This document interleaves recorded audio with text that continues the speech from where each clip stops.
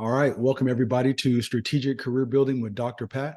My name is Dr. Patrick Horton, and on this YouTube channel, we talk about the art of career progression. I am a 20-year industry exec. I currently work as a vice president of program management. I'm also a college professor, and I'm also a knowledge commerce entrepreneur. If you guys don't mind, do me a favor and go ahead and subscribe to the channel and like the video. My goal is to get to 1,000 subscribers by January 1st, and anything you guys can do to help me out would be much appreciated. Also, if you guys want to know a little bit more about my services, you guys can go ahead and look at there's going to be a link below in the description for my website. Over the next several weeks, we're going to publish about 12 videos here to talk about the art of career progression, all based on University of Phoenix blog articles that I've actually published with the university. Got some really good career development articles that we're going to be covering over the next 12 weeks. So really excited about that. It's going to be a good little series here. First off, let's do a little quick shout out. We're going to do a shout out to St. Petersburg College. Definitely appreciate you guys and everything you guys do.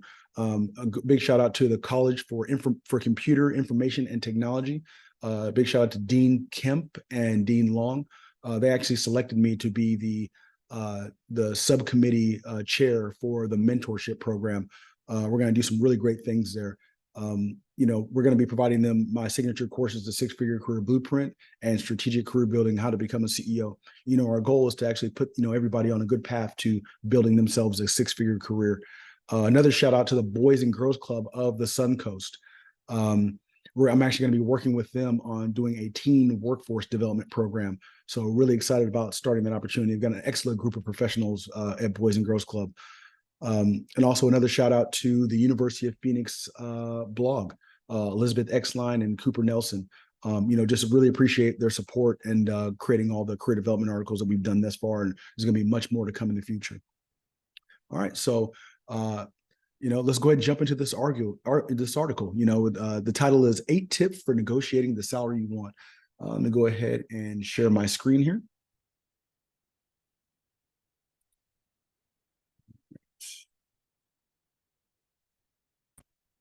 All right, so 8 tips for negotiating the salary you want.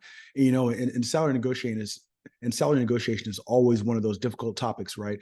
You really need to go in prepared with as much background data as you possibly can, so that you can get the best salary offer for yourself as possible. It's really important. So 8 tips for negotiating the salary that you want. All right. You put together a stellar cover letter and resume, you nailed the interview process, and now you're about to get an offer. But this isn't the end of the line. This is just the beginning.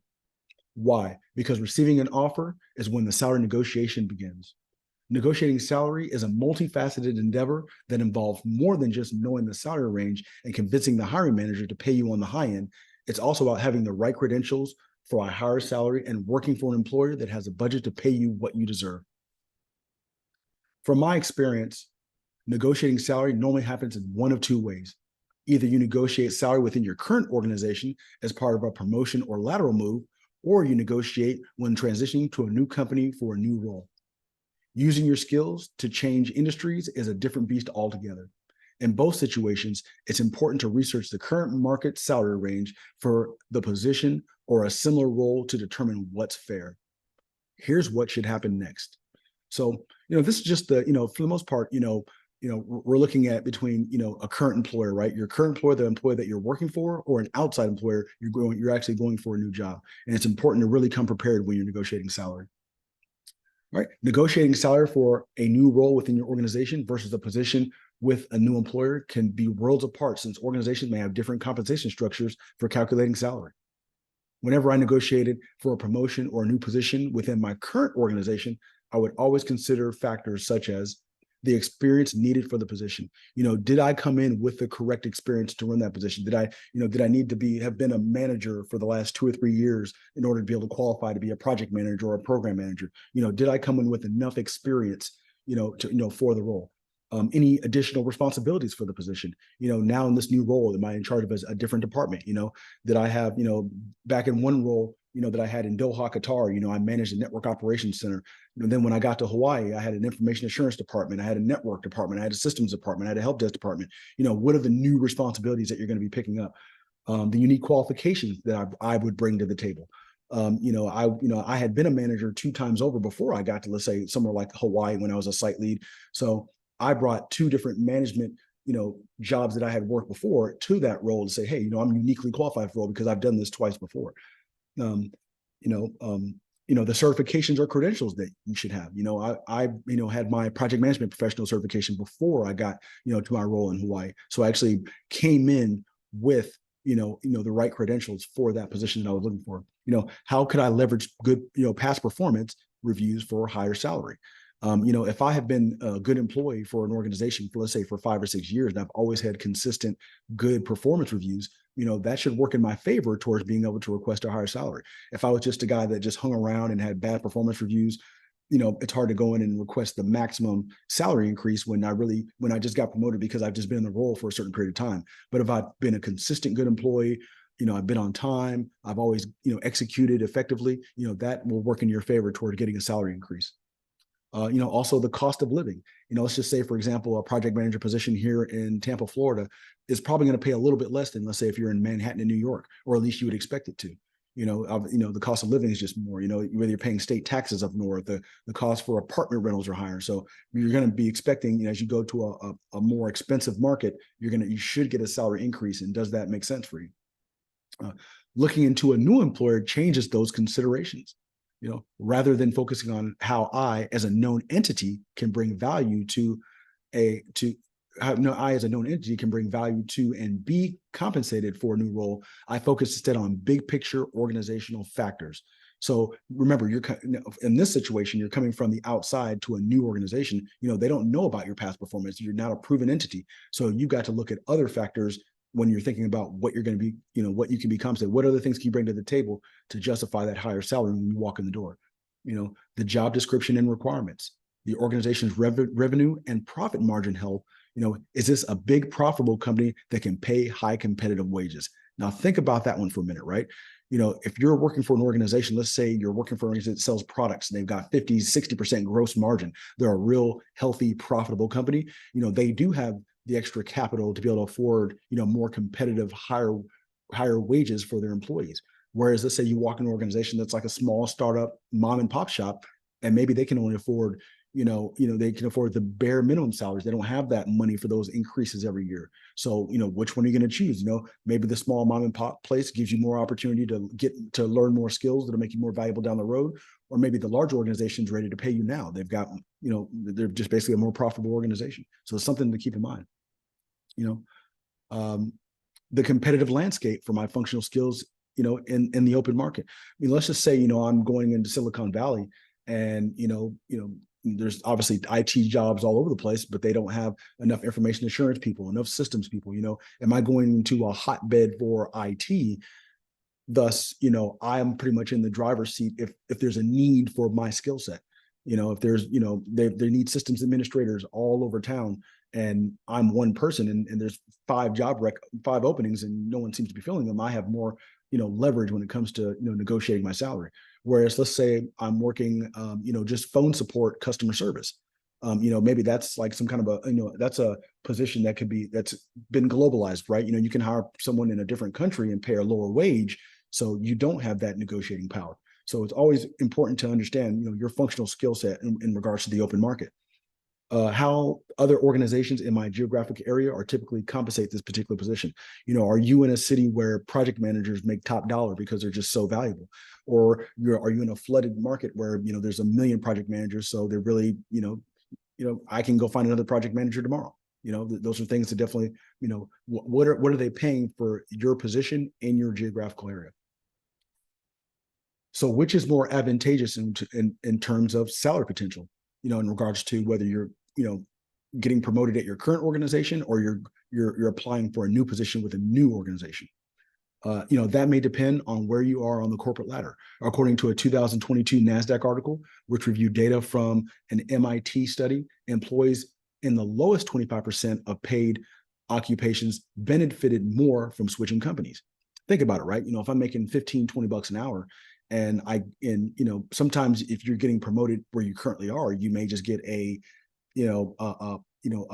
cost of living increase or maybe a slight increase. But if I go to another organization, I reset my salary essentially. So that's just something to keep in mind. On the other hand, high earners or those making in the top 25% of salaries benefited more from promotions, according to the study. So if I'm actually a director at a company and I'm getting promoted to vice president, because I'm a higher earner, I may have more potential to get more of a salary increase by staying with my current organization as opposed to going out to the open market where maybe they don't pay vice presidents that well at another company, whereas my company, I may get a little bit higher salary. In my experience, and this is just in my experience at times, sometimes leaving one company for another has offered more opportunity to command a higher salary. And that just kind of really sometimes, and that's not in every case, but that could mean that, hey, you're going to a new organization, you're getting to reset your salary back to what the actual market is if you're like in a hotbed for your position. So resetting your salary can have value at times. At least at the organizations where I've worked, promotions tended to result in slight cost of living increases alongside a minimal raise rather than significant pay increases. And this just depends on the health of your company, right? Or, is your company known for giving big raises to internal employees, or, are you trending towards more profitability so people are getting better raises, or are you guys just kind of humming along and, you're thinking about all, couple hundred of your employees. And if you give one person a big increase, you've got to give another person a big increase. So it just kind of multiplies itself. There's other factors to consider when negotiating salary, and that's the economic climate. In times of economic retraction, companies may have less revenue or business, even as the cost of goods increase. The combination result in a declining profit margins, which lead to less room for paying higher salaries. As businesses retract due to inflation, in other words, it will have a direct impact on the salary you can negotiate. With that in mind, let's dive into some ways you can negotiate the best possible salary. So what does that mean, right? So let's just say, for example, I'm running a company and I buy circuit cards for $50. And, we all saw what happened during COVID, right? Manufacturing organizations were shutting down around the world and supply chain took a big hit. So what happened? It was harder to get parts in order to build your material to ship your product out the door. Well, what happens when that happens? Organizations try to get smart, right? Okay, instead of buying 5, I need to buy 10 because lead times are longer. And, I don't want to take the risk of running out of that product. So I need to stock my shelf in order to be able to make sure I've got what I need when it's time for me to ship something out the door. But so what happens, right? People buy more. What also happens, there's brokers that'll go out there and they'll buy a large amount of material, and then there's no material on the market. And then those brokers will turn back around and resell it for twice what that material costs. So what happens now, right? I'm managing a portfolio and my cost of my goods just doubled. So now because it doubled, that's going to eat into my bottom line, my profitability. Now, what am I going to do? I don't have that extra capital in order to pay somebody in, a higher wage because the cost of goods just went up. And that's happened to a lot of people. I've been seeing that all over the place. So that's just something to keep in mind, that sometimes employers, even as time goes on, cost of materials start to go up, but yet you don't get as much business going through. They've got to, you've got to cut costs somewhere. And sometimes they may pull 5-10 grand out of a salary because they're accounting for, cost of goods going up. All right. Number 1, leverage your credentials. Let me play a quick video and then we're going to come back and talk about leveraging your credentials. So let me just go in here. And I'm going to play this quick video. You should be able to see the screen. You must.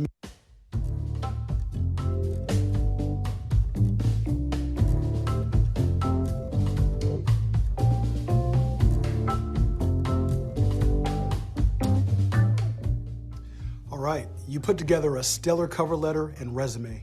You nailed the interview process, and now you're about to get an offer. This is the point that you need to be prepared to discuss potential salary. Having a degree, certification, and relevant experience gives you the opportunity to demand the highest salary for the position in which you're applying. Have you ever applied for a job and they told you, sorry, you don't have a degree, we can't pay you. Sorry, you don't have a certification, we can't pay you. Sorry, you don't have the right experience, we can't pay you. Stop giving them an excuse not to pay you. When you have all of your credentials, you can start at the high end of the pay scale. In government employment, there's a term called labor category requirements. Basically, in order to qualify for certain positions and pay bands, you must meet certain labor requirements. Those requirements can be a bachelor's degree, program management professional certification, and/or 5 years of experience. If you don't meet these requirements, they're not authorized to pay you at that high rate. Whether you're going for a government job or something in the private sector, you need to check all the right boxes in order to qualify for a higher pay scale. Remember the ECE framework? This is the way to make sure that you're checking those boxes and meet the necessary qualifications.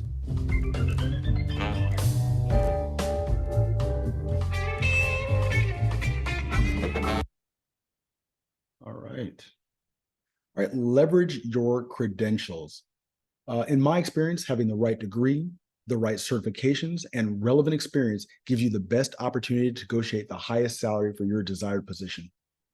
Can that be guaranteed? Of course not. Sometimes you have all the right credentials, but still get underpaid. But I found that when it comes to negotiating power, the more education, the more certification, the more experience you have, the better position you're in to ask for what you want. Government employment illustrates this best. While private organizations may not have to abide by the same federal regulations, those of government roles serve to illustrate the kinds of parameters in which salary is often negotiated. There's a term called labor category requirements. Basically, to qualify for certain positions and salary ranges, you must meet certain labor category requirements. Those requirements can be a bachelor's degree, maybe a certification like an A+ or a project management professional certification, or a certain number of years of experience that you need to have in order to apply for a role. If you don't meet the requirements, the organization is not authorized to pay you at that specific rate. All right. Know the salary range. If this is your first promotion within your company or a position at a new company that you haven't previously held during your career, you might get an offer on the low end of the spectrum. Employers know that you've never earned a higher salary at this stage of your career and that you're an unproven commodity. I wish I could tell you that an employer would never offer less than industry standard, but I live in reality. They know you want the job, and it may be your first position at this level. If they can lowball candidates to protect their bottom line, they probably will. I know that doesn't sound good, but it's just reality. Look, if I can pay you 5 or 10 grand less than what the market requires, then that's 5 or 10 more grand back to the bottom line to keep the company healthy. It's just a normal part of doing business. It's not personal. This is why you need to do your research from the outset. Visit sites like Glassdoor or U.S. Bureau of Labor Statistics to get a handle on what the appropriate salary ranges is for someone with your experience, certification, and education. So it's important, right? One of the tools that you have at your disposal is, hey, what do you think personally that position is going to pay? When you go to glassdoor.com, which you can actually go here, it'll give you a salary range. Maybe, you're looking for a system administrator role and Glassdoor is telling you, hey, in Tampa Bay, it's probably between 60 and 80K a year is what that position pays. That's a good data point to have before you go into a salary negotiation. On top of that, ask your network of peers, right? Associates and mentors, what they understand that role typically commands in regards to salary. Nothing is better than real-time feedback for someone in a similar role. The goal is to collect as many similar data points as possible. The more you know, the better you'll be able to negotiate the best offer. So imagine, right? You go to glassdoor.com, you get an idea of what that potential role is going to pay, in a general salary range. Maybe you have a buddy that works for for example, I work in the Department of Defense industry. I have another buddy that works as a project manager for another company, in Tampa Bay. Hey, what are project managers in general making over in that area? I get a data point from him. I get a data point from Glassdoor. Maybe I hear, so when you start combining all that, you have a better idea of what you need to be walking in and asking for in regards to salary. All right. All right, let's go ahead and take a quick minute to give you guys a different perspective, because I really want to give you guys the full picture, thinking about salary from not just from the employee point of view, but maybe let's think about salary from the employer point of view, right? How do people come up with a salary range? How are positions created and why are they created? I don't want to just give you the tools to say, okay, I just want to negotiate the salary based on what I want. As far as I know, of course, I want to make the most money possible, but what is the employer thinking on the other side? I've actually got another video to show you guys in regards to, what your employer who's actually going to create a position actually is thinking about. So let's go ahead and watch this video right here. All right.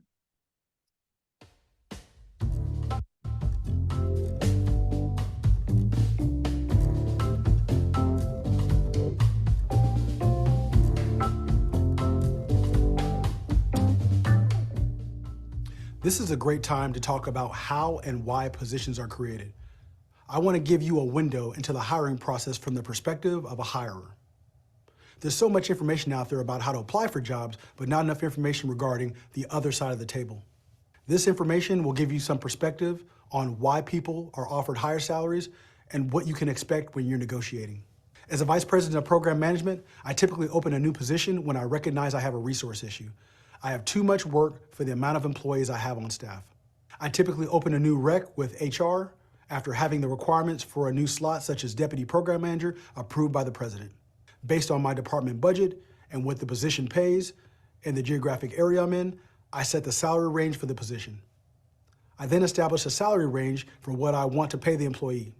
Let's call the range for a deputy program manager 80 to 100K, depending on how healthy your business is financially or how wealthy the contract is that you're operating on will determine what you can pay the employee. Then I create the job description, HR approves it, and publishes the listing.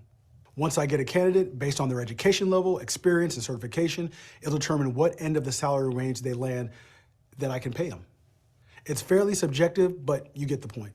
If someone has a degree, a certification, and experience, I'm paying that person the max 100K because they can go anywhere and chances are they'll hit the ground running. They've shown initiative by having the big three. I know their career is well organized. If someone has no degree, no experience, no industry certification, they'll get the bottom of the salary range and have to work their way up. Do you see how quickly you can lose 20K from your salary? Now add that up over how many years in a row you just lost out on that extra 20K. And now when you go for other positions in your company, you start from 80K plus the 3% cost of living increase each year. Don't talk yourself out of money before you've even said a word. Like in the game of spades, sometimes you have to spend money to make money. Use that 3 of spades to draw out the ace of spades, and then you control the game. Sometimes it's okay not to get the max salary. You take 90K and they feel good about the hire. You overachieve and then make it up on the back end. If you lack education, certification, and experience and fight to get the max salary, then you bomb at the position, you'll be exposed as someone greatly overpaid. This could inhibit future promotions within your company once higher ups do some talking. That's not good. You want to underpromise and overdeliver. That's how you wow your company and earn their respect.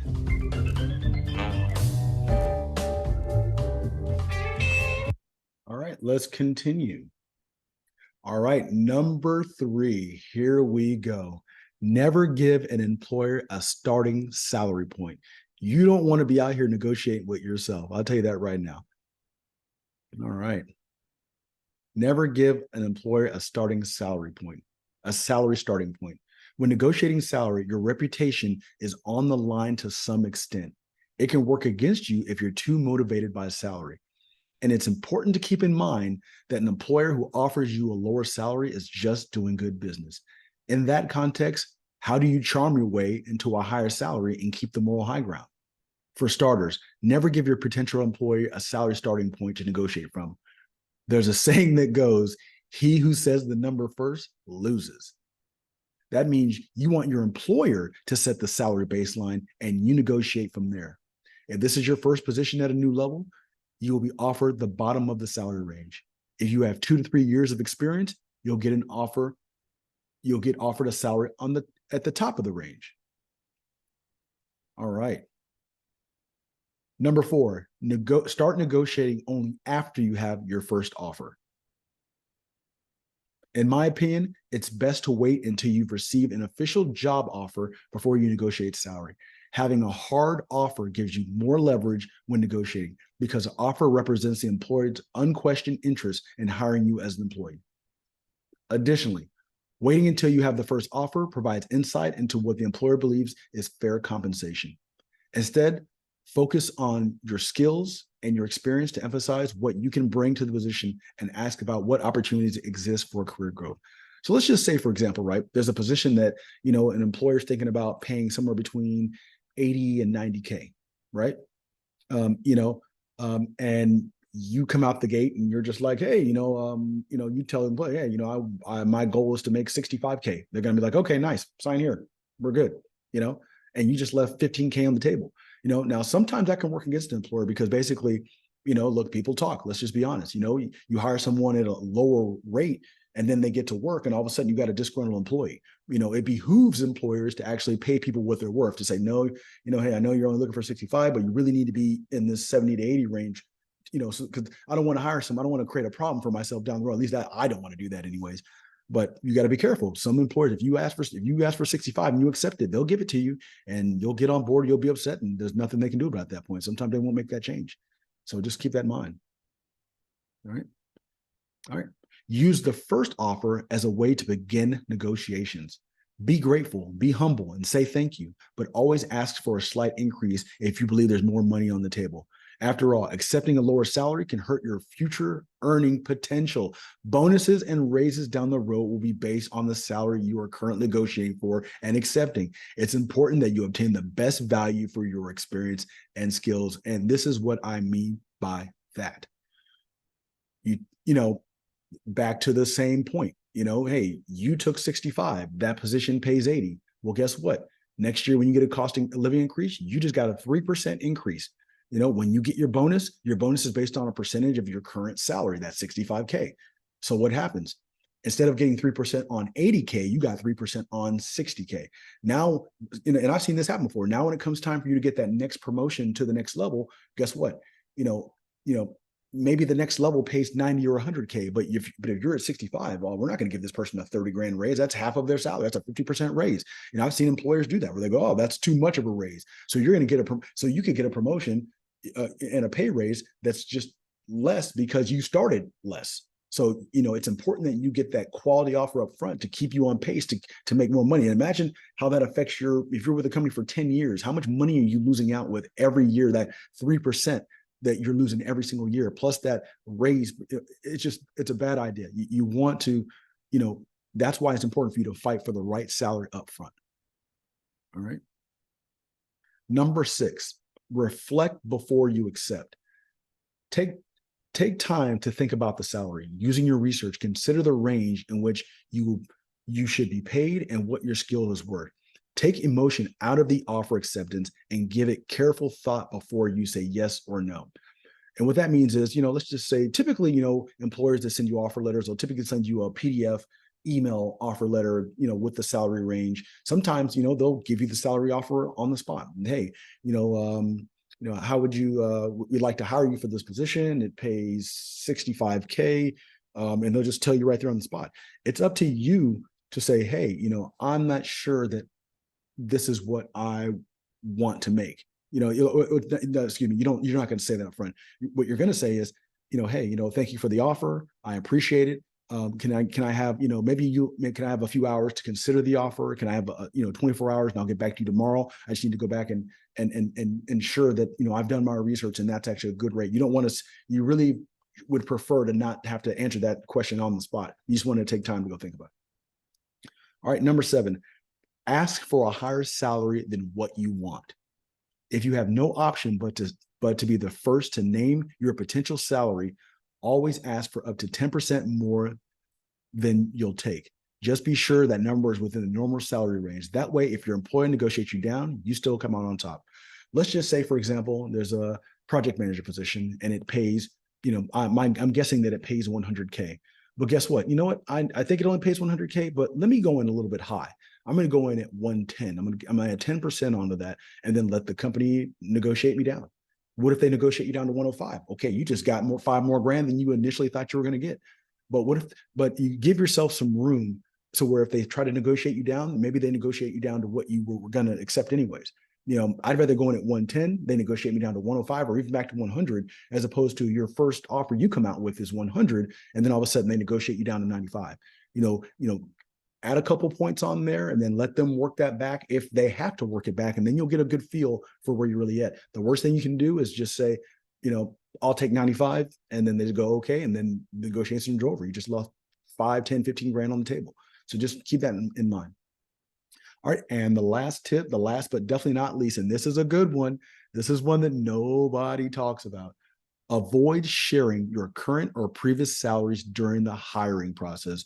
What does that mean? Sharing your current or previous salaries can result in a lower salary than an employer might have otherwise offered, or no offer at all if an employer believes they can afford you. Have you ever heard that happen before, where employer thinks, oh, you believe that like project manager is worth 110, 120, and your employer goes, oh, that's way out of our price range. We're not even going to make that person an offer. I've seen that happen to where people weren't even made offers because the employer thought that they were out of their range. And the employee could have still would have been willing to take a little bit less because they wanted to work on that with that team, that project, that organization, but they didn't even come back with an offer. I'm not saying that happens all the time, but I've seen that happen before.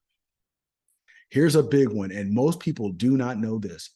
Sharing your previous salary can often cause pay discrimination issues. Maybe your previous salary doesn't accurately reflect your skills or experience. Maybe that's why you're looking for a new role. But maybe that's also what a prospective employer will use to benchmark for their salary offer. So imagine, right?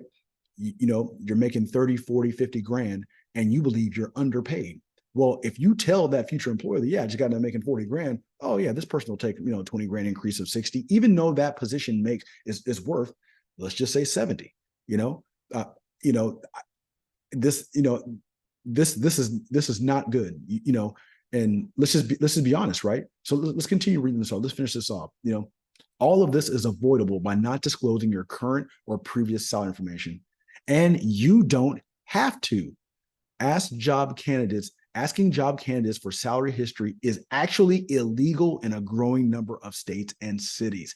Think about that. Most people don't know that. There's I think if I'm correct, in California, it's actually illegal to ask about salary history.